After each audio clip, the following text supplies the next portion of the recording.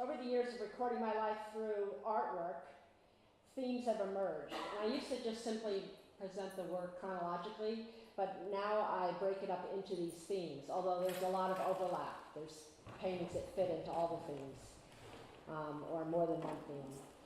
So I start with portraits, and this painting is from 1988. It's a portrait of my sister and myself and my dog, Daisy, dog at the time.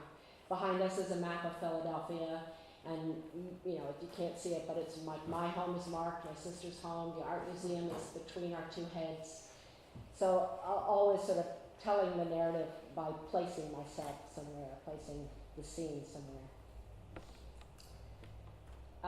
The little one on the left is Trumpet, 1988. This was a little dog I had for many years, 18 years, and she traveled with me a lot, so in that painting she gets a map of the U.S. behind her, and then the one on the right is a memorial painting after she died. So whenever my pets are really important. They're my companions, my familiars, and I usually commemorate their passing in some way with paintings as well. The top one is called 33rd year, and the lower one, 22nd year. The year I turned 40, it had been 33 years since the death of my father, and 22 since my mother's death. So I painted myself at 40 with them at the ages of their death, again sort of making it up and using photographs, sort of watching myself approach their lifespans. And now I've since surpassed, because I'm 61, so I've lived longer than either of them lived. This painting is called Separation. So in the late 80s, my primary medium became egg tempera. I had worked with oil when I was in art school, but because I do a lot of this layering and patterning over flat areas of color, it was waiting too long for the oil paint to dry. So I tried acrylic for a while, but in the early 80s, acrylic was just sort of nasty and plastic, and I couldn't work with it. So I worked with gouache for a while, and then I found egg tempera, and that worked really well for me. Although, as you'll see, now I'm actually have gone back to acrylic because it's much better now. SPVA9, on the left is a self-portrait from a time at the Virginia Center for Creative Arts, another residency program. So the way I get comfortable at a residency program, which I love to do residencies, is usually to paint the studio and paint myself in the studio to get started. And then eventually there'll be like work in progress on the walls or just notes and about things I'm seeing. And then that was the basis for a lithograph, a color, I think it's a 7-color lithograph. So whenever I have made prints, I usually use paintings as a jumping off point.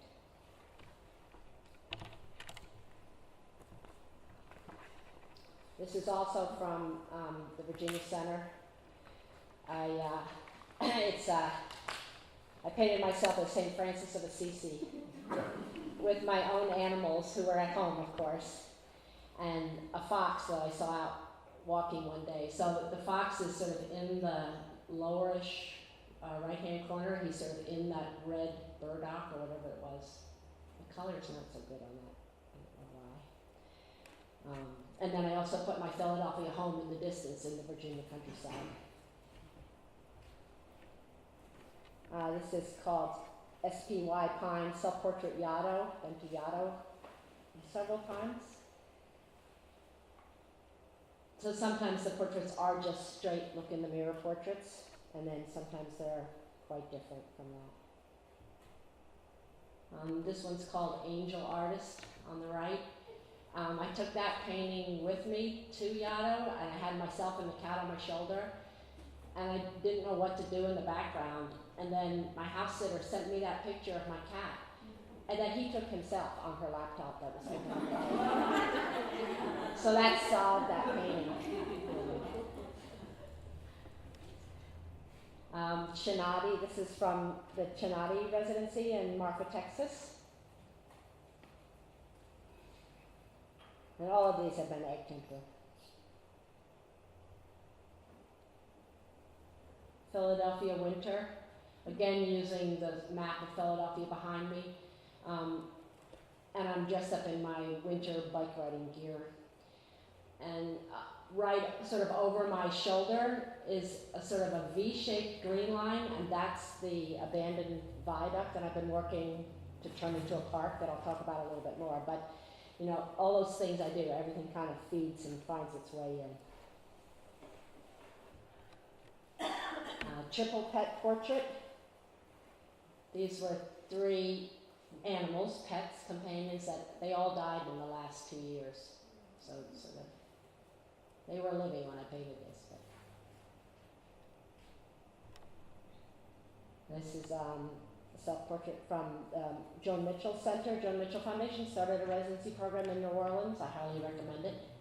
Although I think right now it's still in their pilot program, and you have to have been a recipient of one of their grants to apply. But they are going to open it up to everybody, and it's a great residency. This is called If I Was a Prince. And this is actually acrylic. This is from 2015. And it has this title because there was an artist in Philadelphia, she's since moved to New York, named Erica Prince, who was doing a project. She makes all kinds of work, drawing, painting, installation, but she was doing a project about doing makeovers on people. And the reason she was doing it, she told me, was that she grew up in this household, this family that was obsessed with makeup. And I don't wear makeup, so she came over, she did this makeover on me, and as soon as I saw myself in the mirror, I thought, well, I have to paint a self-portrait. And of course, I titled it If I Was a Prince, because her name is Erica Prince. So then the next theme, life stories, from the mundane to the horrific. You know, sometimes the story is just like a moment that strikes me, and then it becomes a painting. This is a very old painting. It's probably one of the earliest ones I'm showing. It's from 1982. It's an acrylic, a large painting, and it's the memory of my father's death when I was 7 years old. So I carried this around in my head for 20 years before I painted it. And so it's really all done from memory, including like the family photograph. So he's having a fatal heart attack, and my mother's on the phone calling for help, and I walked into the bedroom and sort of saw this, you know, in a moment. Oops.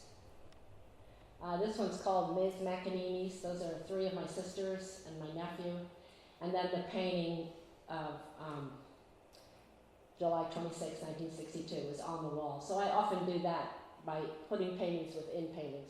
And they don't always exist in real life. This one does. But sometimes it's just a painting that's made up for the sake of that narrative.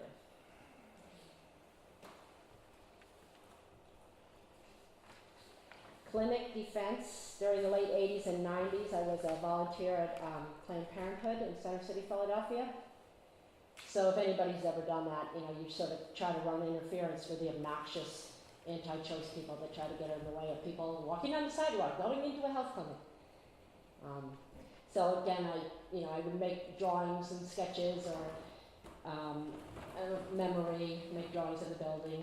And all the other escorts were wearing these funny little yellow apron things. One is my sister, and the other 2 are friends that we all did this regularly for a while. And during the same time period, I was also a volunteer buddy at an AIDS service organization, where you would basically be matched up with a client to provide whatever sort of non-medical help they might need. You know, you'd work it out. Your buddy and the 2 buddies would work it out. So I became quite close with this young man, and this is, you know, shortly before he died, visiting him in the hospital. I put my head sort of over his head, both as a way to sort of talk about the intimacy that developed between us and also to protect his privacy, because it was in the days when there was still a lot of stigma, as I guess there still is today.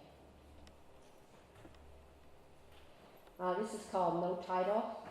And there was a Philadelphia art critic that had written a couple of really bad reviews of my shows. And once I got over being upset about it, I decided to make a portrait of him. But I had never met him, so I just asked people what he looked like, and I kind of made it up. And then I put him in, he reviewed a show I had at the Pennsylvania Academy of the Fine Arts, a small gallery. They had a series, you know, solo shows there.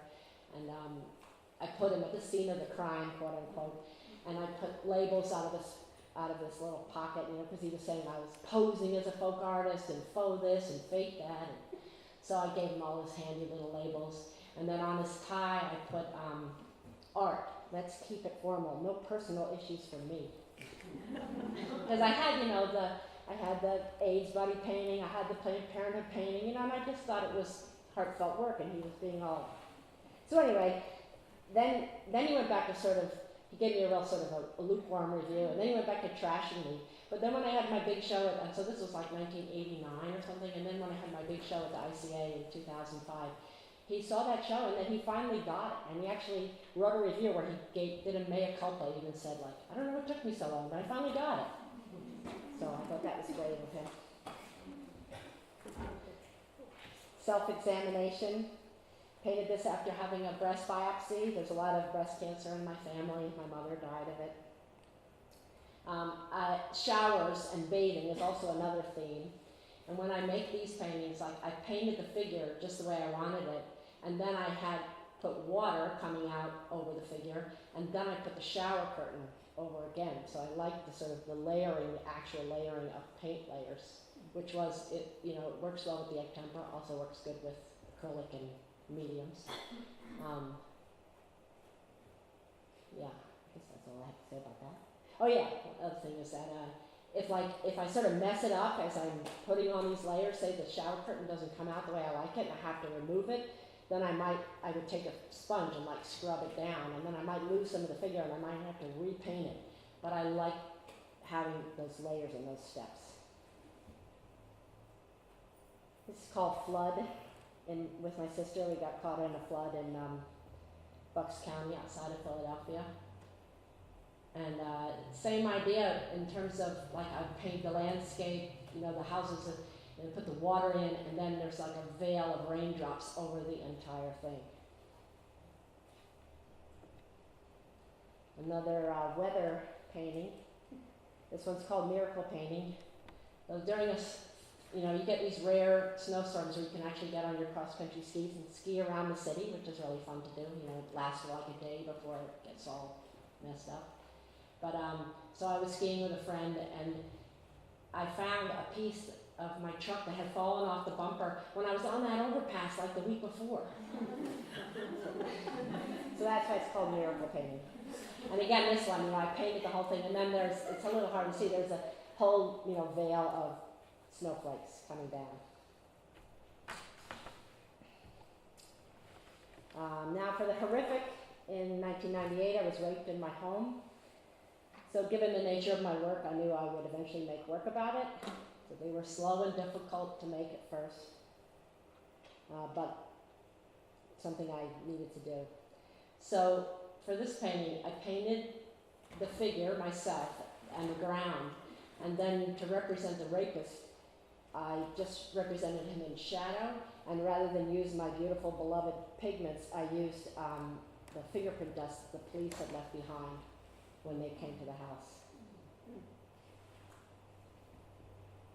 And I was a regular swimmer at the time, so this is called Revenge Fantasy, and so I was, trying to live my life, understandably kind of a mess and freaked out, and I was at the pool and thought, oh my God, what if he goes to this pool, and so I paint myself emerging from the water after a struggle where I climb up for air as he's lying dead at the bottom. This is a first train ride to New York City after 9/11. And of course I wasn't the only person on the train, but I just decided that's the way I was going to paint it.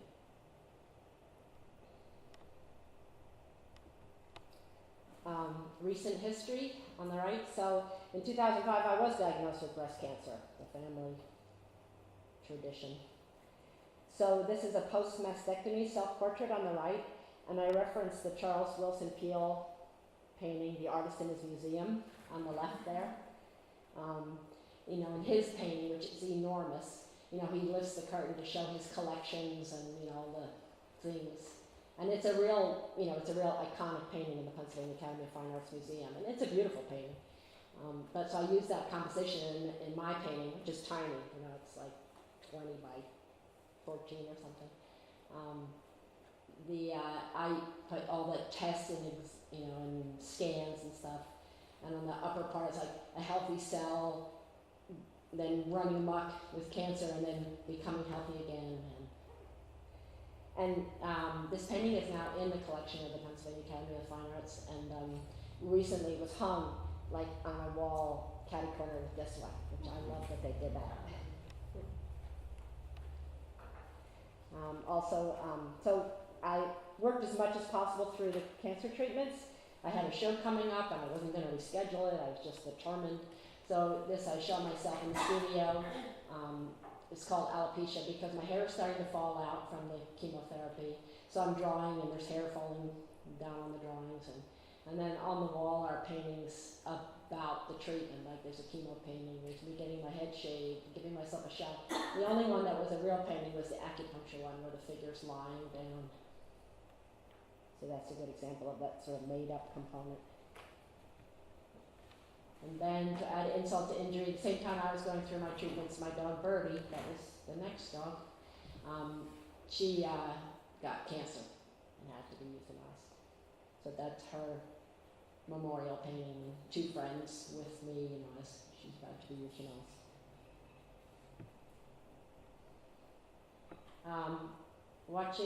Going whale watching off of Provincetown, just a little tiny painting.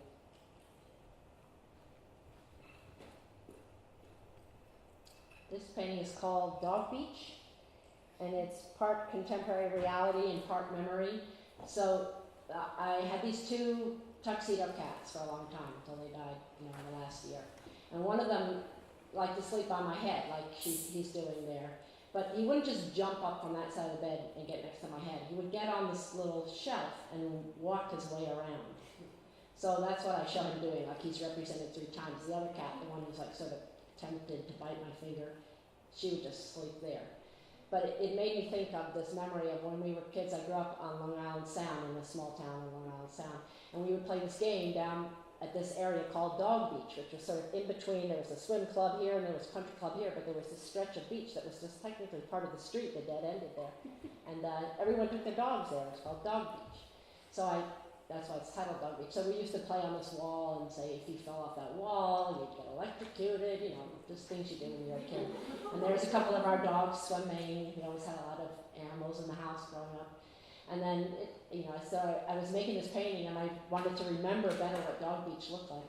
And sure enough, when I Googled it, now it has a Facebook page. And people still in this town take their dogs to Dog Beach, whatever it is, 50 years later. So these are the memorial paintings for those 2 cats, the 2 tuxedos, getting buried in the garden. So, garden. Home and garden is another theme. I live and work in the same building that I bought, sort of a rundown building, 37 years ago. So over the years I've painted and repainted the garden and the house as I've renovated it and as I've worked on the garden. One of my day jobs used to be working as a carpenter, so that actually having the building and working on it is how I got a lot of my training. Coming in during a snowstorm.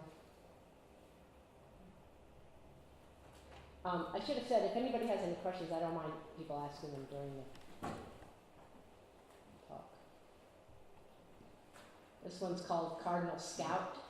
And this cat Scout was watching this cardinal, and that's in my yard, and it's during a snowstorm, and it made me think of the Winslow Homer Fox Hunt painting. That's also in the Pennsylvania Academy of Fine Arts.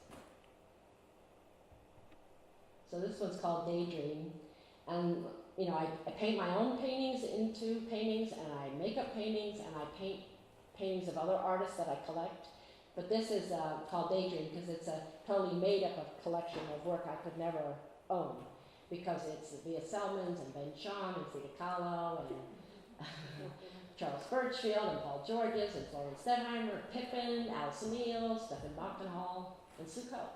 So that's why it's called Daydream. A, B, C, and me, that refers to the names of the animals, Angel, Birdie, and Cole. So after I had got this painting started and I had the composition with the dog on her back and my hand almost touching her paw, I thought, oh, this is like my version of Da Vinci and Adam and God. You know? I like to do this.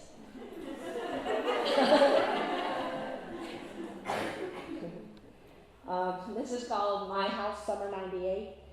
This is one of the rape aftermath paintings. Life getting back to normal, reclaiming my home and sense of security. I'm sticking to my routine of sitting in my garden, but now the door is shut. Or just came over that yellow wall, and it was 10:30 in the morning on a beautiful Monday morning. Then I have the telephone there with me. It looks so looks like an antique now. It was one of those old phones. You used to be able to walk away, before cell phones. And a hammer, and the newspaper reports statistics of rape in the U.S. and the rapist's threats to me. And embedded in the yellow wall are initials of my friends and loved ones who took care of me. And then this is called 10 years. And so 10 years later, the same table and garden, but from a different perspective. And this time the newspaper reports significant events and milestones during the past 10 years, and the garden is lush and colorful.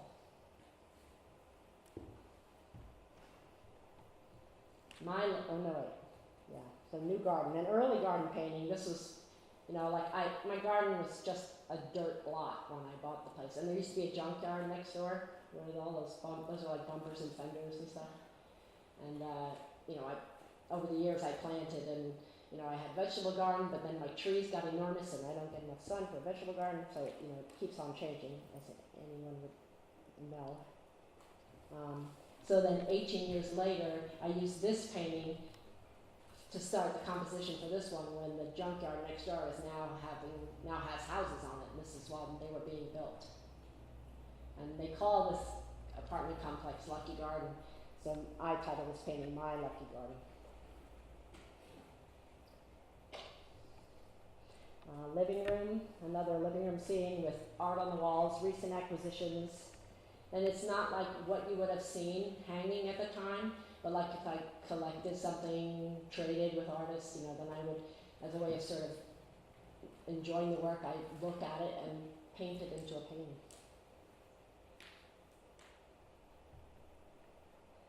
Coming home, the garden is at the front of my house, so I enter through the house. So the gates behind me are new. I had, and those are the animals that died recently. I had these weathering steel gates made with drawings that I made of, cut into the working with a sculptor on the design and fabrication. And then this one's called Woolly Pockets, because outside the window on the cinder block wall are some of these hanging planter things that they call woolly pockets. It's some kind of like recycled wool. And so this same building that 30 years ago I totally renovated, then it needs work again. I never thought I would be going through that again, but new windows and doors, so again, that means more paintings. So then from home and garden into neighborhood and community. So this is an early view from my garden when, there was the junkyard was still there, and there was this, really run-down building that was actually part of the junkyard. They kept a bunch of stuff in there. And then, of course, it burned down. There was a lot of arson in those days in this neighborhood I live in, which is now finally turning around. It was very industrial and kind of scary and desolate at night. So that's the building being demolished after a fire. And then this is called After the Demolition. So then this is going on the other side of that lot after the building's all been torn down, and then looking back at my house. My house is the red one with the black roof. So I'm constantly kind of like re-looking and looking from different points of view of the same thing.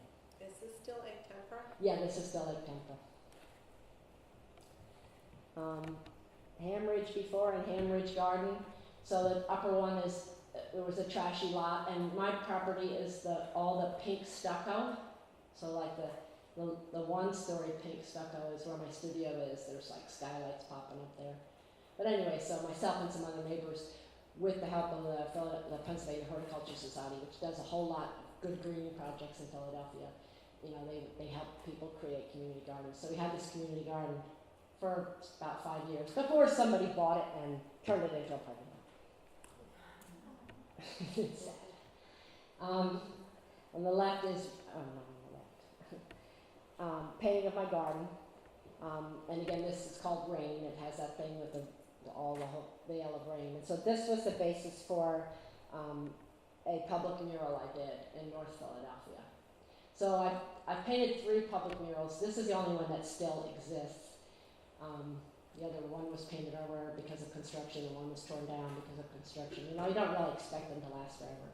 But so I always have used paintings as jumping off points for the murals because I just can't imagine how do you paint a 40-foot by whatever painting. It's easier for me to. But like the other one had rain. This one has a dog drinking out of the sprinkler. You know, the neighbors were like, "Can we have some sunflowers in it?" And I'm like, "Yeah, you can have sunflowers." Sunflowers. And then I went back, after I finished painting the mural, then I made a painting of the mural in progress. So I had taken photographs of the scaffolding, and there's my truck with all the paint in the back, and then a year later, I went back again because they were putting a community garden in, the neighbors, after after the mural was going to be finished, and it was just barely getting started because I had been in there with the scaffolding. And then I went back a year later and made another painting of it from a different view, showing the great community garden that the neighbors had going.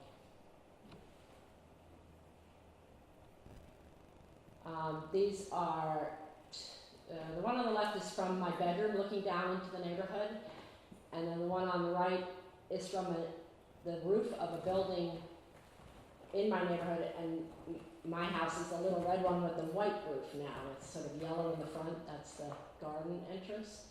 So again, it's that thing of like, you look over to that red building on the upper right on the one on the left, and that's the building I'm on the roof of to do this one. And both of them show some of the viaduct, which is the abandoned rail line that we're turning into a park. You know, the one on the right and the lower part, and then you see a little bit of it up there behind the electric transformer station. And this is called Dog Heaven. And this is the viaduct. Some of it is steel bridges, and some of it are these beautiful stone embanked walls. And I was on the roof of another building, friends that have a building, a 4-story building. And first I thought I would paint it the way it looks now. And then I thought, which it does look kind of cool now, because it kind of has this spontaneous garden that has grown up on it after no trains have run since 1984. And then I thought, no, I think I'll paint it like how I want it to look. It's going to be a great park. And then I started putting dogs in, and then it became every dog I had ever known that had gone to Dog Heaven. So these are all specific dogs, like family dogs from growing up as a kid, my own dogs, friends' dogs, siblings' dogs, neighbors' dogs, Dog Heaven. And this is called Chestertown, 10th and Hamilton. Again, I've been in this neighborhood for 37 years. I know a lot of the property owners, and so I have access to these great rooftops of these old industrial buildings, and then looking down and making these paintings of looking at the abandoned rail line and the city and whatever else there is. I have myself up there. I usually put myself, my dog, sometimes my co-founder of the Viaduct project. Usually I put my house in them, but this one you can't see my house from this view. That's another view.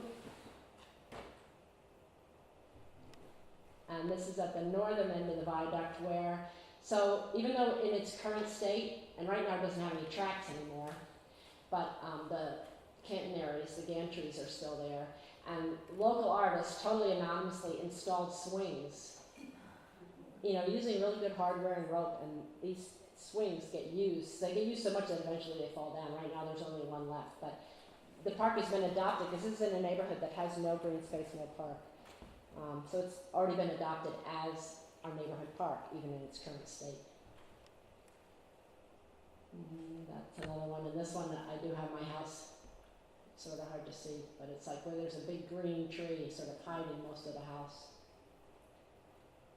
And I have myself and my friend John, we started the first advocacy group, the Reading Viaduct Project, and we're like looking at plans, because that area to the left, that curves to the left, that's from the fence and beyond, that's what we call phase one. That's the part we're ready to break ground on this year if we can just get this one last grant from the state of Pennsylvania.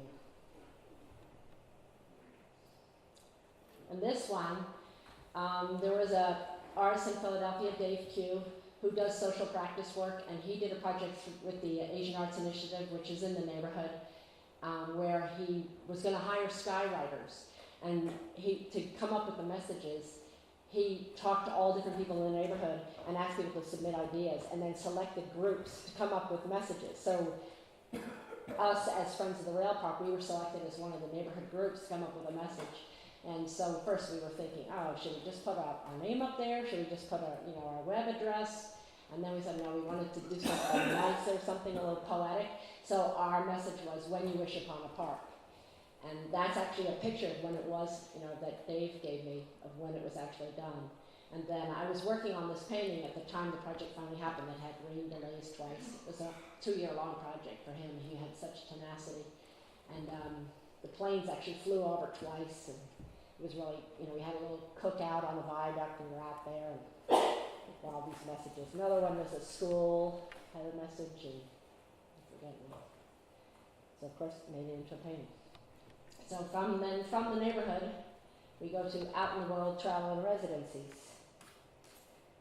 So travel and residencies are very important to me, leaving home and experiencing something different, something new.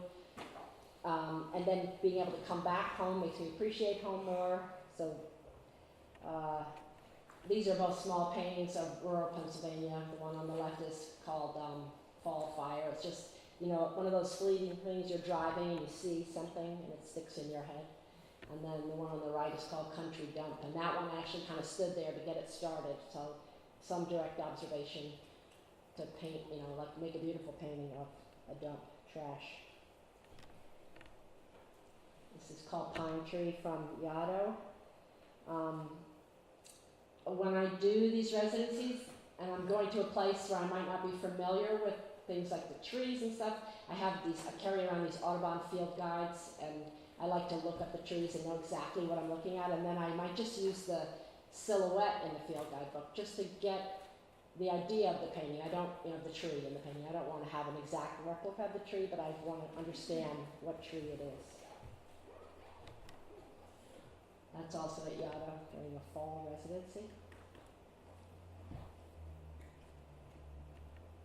This is from the Virginia Center for Creative Arts, and all that crazy gray vine is kudzu in the fall. These are still all at tempera. Oh yeah, the paintings of the viaduct, about the last 5 or so were acrylic. It's hard, doesn't really sort of mean that much when you're not seeing them in person. This is called Wissahickon. It's part of Philadelphia's big park. And I walk there a lot with dogs, and I'm referring to those, Italian Renaissance paintings where they have the saint traveling and you see them more than once.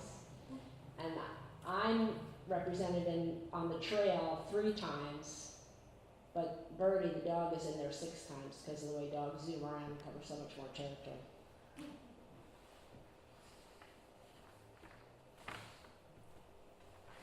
Solstice 5-0, from Memory and Imagination.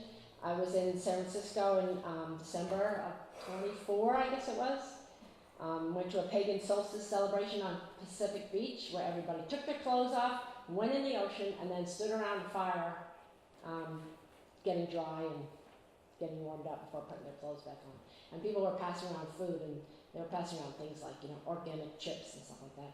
But in my painting, I had everybody eating fruit and passing around bottles of wine. So I thought that was more of a bacchanal kind of.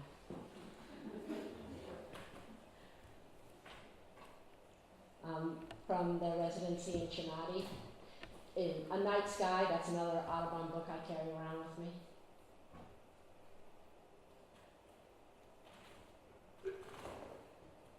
This is Cape Cod, again, from that same time as the whale watching, gray seals on Truro. Trixie. this is sort of a self-made residency. I know a woman who has a really fabulous house, so I get to use the house for a while and then I give her a painting. Brittany, France, where I went for a wedding. So again, this I had made a little tiny watercolor and then I would go home and make the painting from it. This is called Davensburg Birthday. I went to Germany. I was in a group show and a 2-week trip, and I traveled with one of my sisters who was living in Germany at the time. And so this is coming out onto a balcony after a steam, and I was totally thinking about the David Caspar Friedrich, you know, his beautiful landscapes where there's this solitary figure looking at the landscape with you. And then we went on to Berlin and I saw a whole bunch of those paintings in person for the first time, which was amazing. And this is at the Joan Mitchell Center. We were talking about swimming earlier, some of the early people here. And yeah, I have a lot of water and swimming.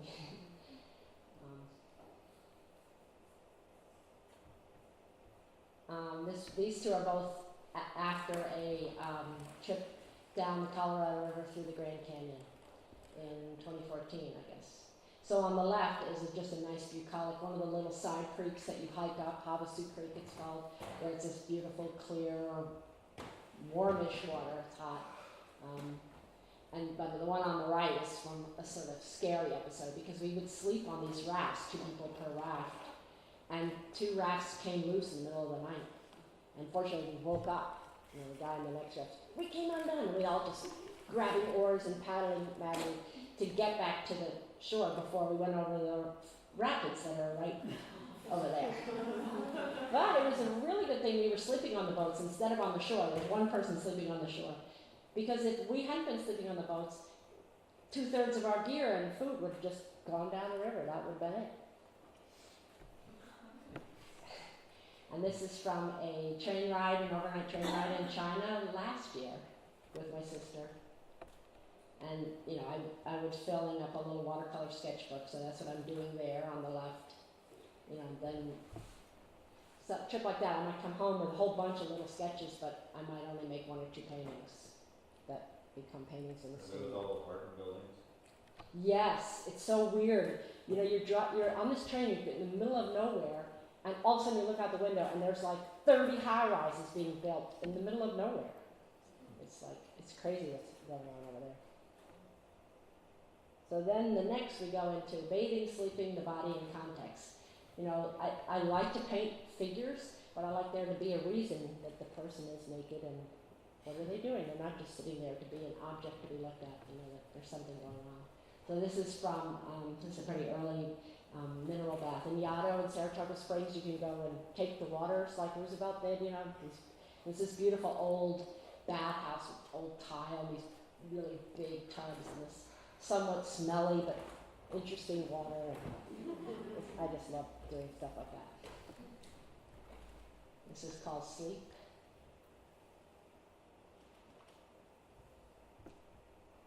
Red bed.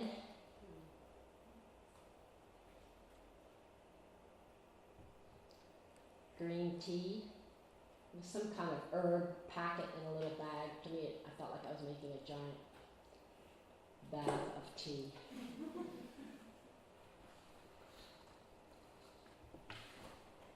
It's called Mango Dream. Inspired by a very sensuous passage in a book called The Death of Vishnu by Manil Suri. And I just love the book, and I love mangoes, and now I have a dog named Mango, as some of you figured out.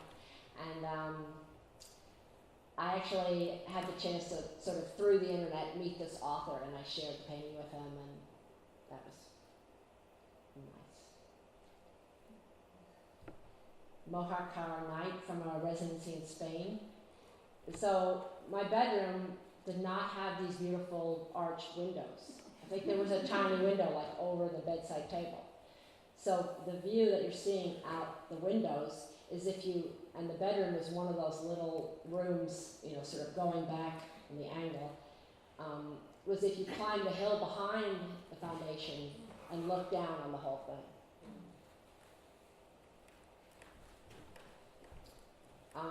zinnia on the left, a shower painting where I put the viewer in the shower with me instead of on the other side of the curtain. And then that was the basis for this etching, a 6 or 7 color etching on the right. Watsonville, that's in a hot tub in California, my cousin's place. Again, the trees are very specific, western redwoods and animals and pattern. These are still at temper. Another Oriato mineral bath.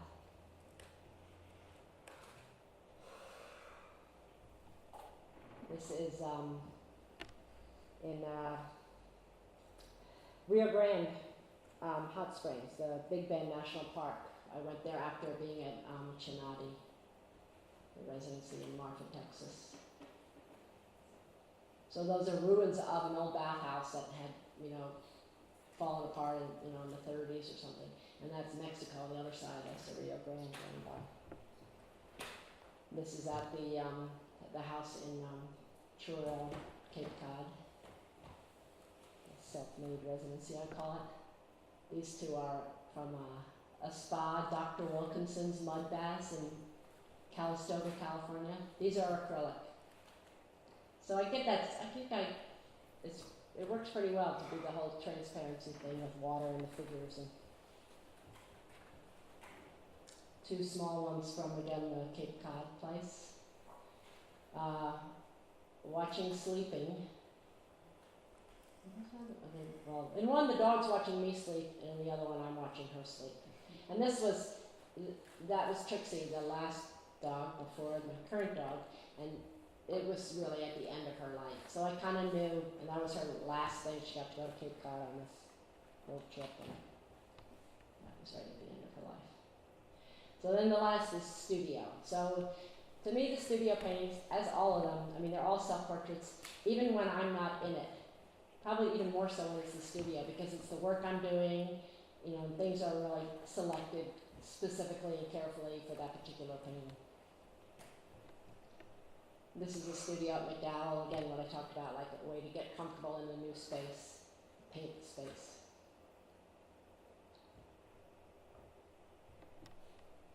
This is my studio at home.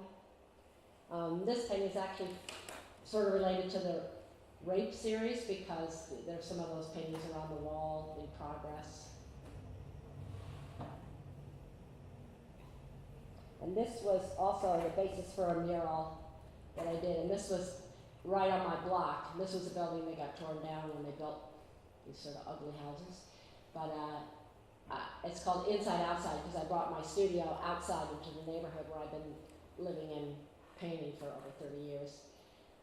So the paintings, but it was changed for the mural. The paintings within the mural are some of the paintings I've done in the neighborhood over the years, as well as one of them, the one on the sort of second from the left on the lower part, was the view if I turned around when I was on the scaffolding and looked across the street. And then when the building was torn down, I took photographs, took some video footage, and then I had to make a painting of it.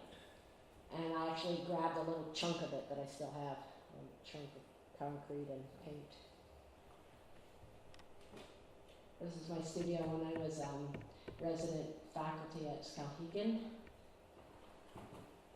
And my past as a carpenter, for me, really plays into how I construct these paintings, because I know, the dimensions of a 2x4, a 2x6, a 2x8, a 4x8 sheet of Homosoda or drywall, and I kind of map it out, even though, it's definitely a perspective where you have to turn your head.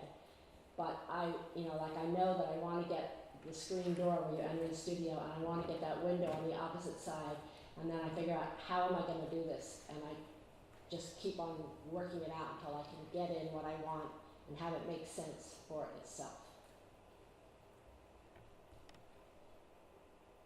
And that's a studio at Yaddo, where I put my cats in sitting on the ladder, which is what they would do at home. Of course, they weren't there. And then this is a studio back home, my studio at home, with some of those paintings from Yaddo now hanging on the wall at home. And that's what I call my gesso room. I have a little room where I do kind of my messy work, build panels, gesso. It's called Studio NM. It's I painted it after the death of a friend, sort of memorializing her. She lived in New Mexico, and there's a blow up of a tiny watercolor I did of her house, and then her animals underneath, 2 dogs and a cat. And I sort of used the palette of New Mexico for the studio in honor of her. And there's Dog Heaven in progress on the wall. Studio in Marfa, Texas.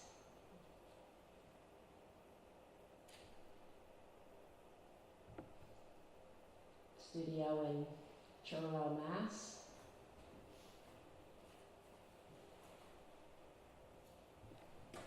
Studio in New Orleans at the Joan Mitchell Center.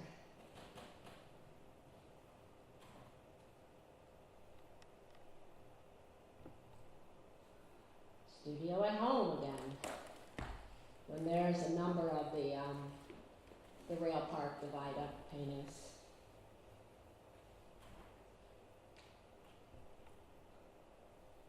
When I was having the work done, new windows and doors in the living room, and I kind of had to move everything into the studio, so this is called studio living, because I was basically living in the studio with all the stuff from the living room while the work was going on. It's even edited, even more stuff. That's acrylic. These are acrylic. That's my office space, and that's looking into the gesso room, and that's Trixie, and then the 2 cats are the 2 new cats, Irving and Langston, and the 2 tuxedos are memorialized and represented on the wall in a print and a photograph. And there's the 2 current cats and Trixie's memorial. These are all acrylic, and these are on the smaller side. And that's a small studio painting with the Trixie painting. Empty studio. And this is probably the most recent studio painting. I think this is where we're ending, with the 2 new cats and no dog at the moment, before Mango came on the scene. And that's it.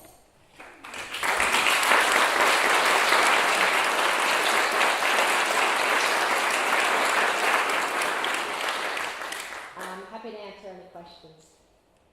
Could you talk a little bit about the way you organize your space? The perspectives all kind of remind me a lot of the character. I'm curious about how you choose to organize your space pictorially. Well, how you think about doing it. Well, I sort of touch on this, but I probably should have done it more. Like when I'm doing these interior paintings, and even with the big cityscapes outside, like I know I'll decide what I want to include. I want to have that brick building over there, but I want to get that building over there.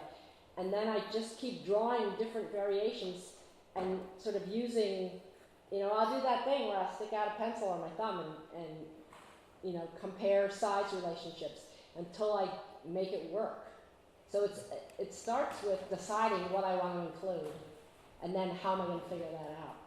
And it's definitely a perspective where you're turning your head and it's not just a one view. Does that answer your question? Well, I was actually wondering how you came about that style, because a lot of the perspectives are very forced. And Torquay, looks to me like there's intention behind it, and I was just wondering if you kind of happened upon that. I think I happened upon it early on, and I just stuck with it.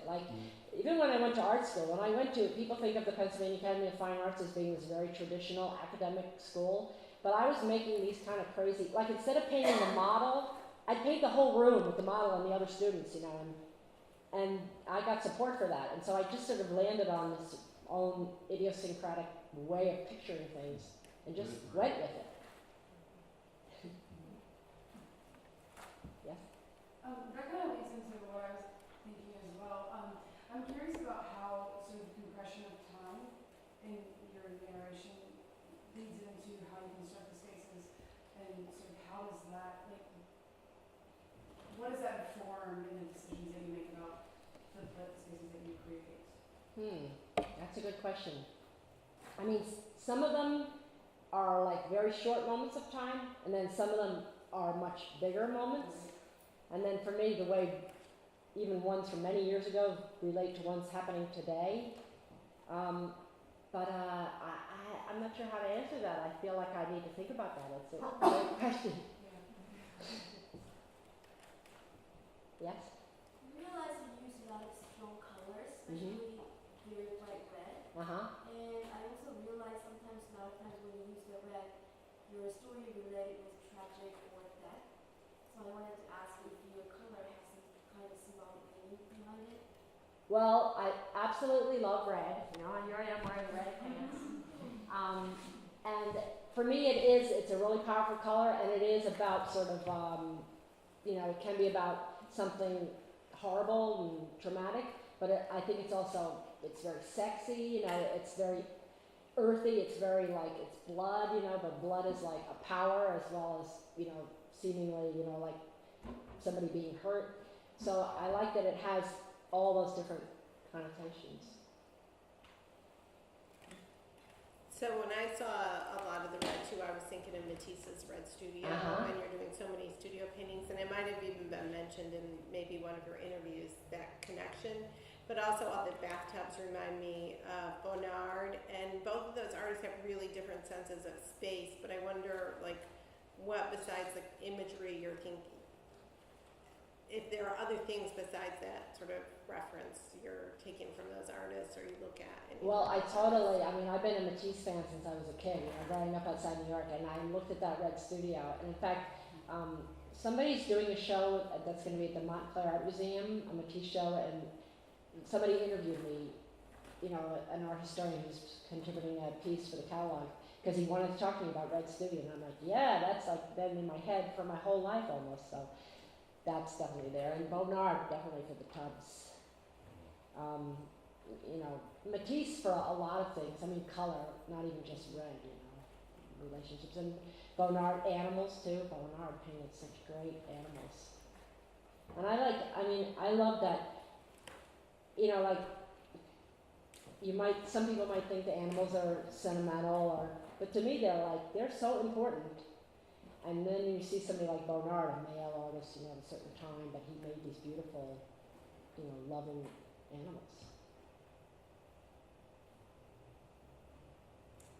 Can you talk a little bit more about your role in your community at large? As like a human, but also as an artist.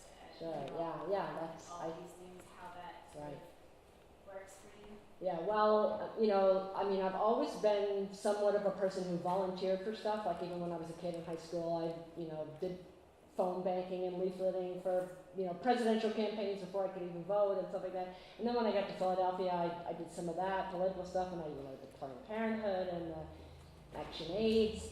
But then, in my neighborhood was under threat first for a baseball stadium. They're going to tear down a big section of it. I'm sure I would have lost my place for parking. They wanted to put the Major League Phillies baseball stadium. So that's when I met some of my neighbors, and a lot of us worked together on that, and that was really intense. And then we formed a neighborhood association after that, and I'm currently the president of the neighborhood association, because I'm one of those people that can't say no, when people ask you to do stuff. And then sort of from that came the effort to make the park. And I'm very lucky that for almost 20 years now, maybe like 18 years, I've actually been able to live off the sale of my work. So I was able to stop being a carpenter and having an aching back all the time, from carrying shit around. And so that gave me more time, and I didn't want to just be in my studio. I want to be out in the world. So that's given me the time and the freedom to be able to do this community work that I really care deeply about. And then because my work is autobiographical, everything's become intertwined, like with these paintings, I made a print of one of the Vita paintings, and I sold it to benefit the park, so it's really important to me. Did I get off on a track, or did I answer your question? So it's very important to me, and I really believe in it. But I'm also looking forward to the day, because I've been working on this park project for 13 years, and we're getting ready, hopefully next year, to hire our first executive director to take it to professional level. Right now we're still volunteers, but originally it was 2 people, now we're like 12 people. But it's a ton of work, and we want it to be done right. So yeah, it's just. I feel proud of it, but I also like the fact that I'm doing something out in the world and not just in my head in my studio. Yes? I was wondering, so do you have, is there a level of like visual documentation in your work that's important for sort of the intention behind your making? Important for what? The intention behind how you're making? And how I'm making it. Well, you mean like the way I paint my own paintings and stuff? Yeah, and like there's a lot of documentation of the changes that Yeah. you're doing, Yeah. the world around you, Right. which is contributing to a lot of things in your community. Right. So I'm curious about whether or not that is an intentional role in how you work, or it's just sort of. I think it just sort of happened organically, but I am aware of it now. And it was a while before, I came out of art school and I was making these paintings of like a studio interior with me sitting on the floor, or like painting the whole, the figure painting studio. But then as I kept on doing it, then I realized, and that's why I titled this Composing, what did I call it? Composing a Life. Because I'm really like telling the story of a life. It's my life, but I hope that other people can relate to it and bring their own stories to it. And it's a life, but, sort of an example of a life. But it has, and I show myself aging. I used to have brown hair. Now I have gray hair. Hair grows long, and I cut it off, and I record that. And, I had a mastectomy, and I paint myself, with one breast, and so to me, it's a whole record. Right. And it just keeps building, one on the other. Yes? Could you talk about how drawing functions in it? Do you do underdrawings or? When I was working in egg tempera, I would make very detailed drawings, and I would make them on paper, and say it was a 3x4 foot panel, so then I would make it 4 times as small, and then I would sort of dumb math, very accurately translate that drawing over. But then I would always like to make changes, which that's another reason why I find that acrylic is working well for me now, besides the fact that I like the way the paint works, is that I can kind of find the painting with the paint more than I could with the egg tempera. I'm not saying I'll never go back to that, because I do love the egg tempera. There's something really beautiful about it. It's such a luscious surface. But yeah, drawing is important. I make a lot of little sketches, and sometimes if I want to add something to a studio painting, and I'm not sure if it really goes there, I'll use like clear acetate and sort of paint it on there, and then put it over it and move it around, see how it works, Anything else? Thank you, Sarah. Thank you.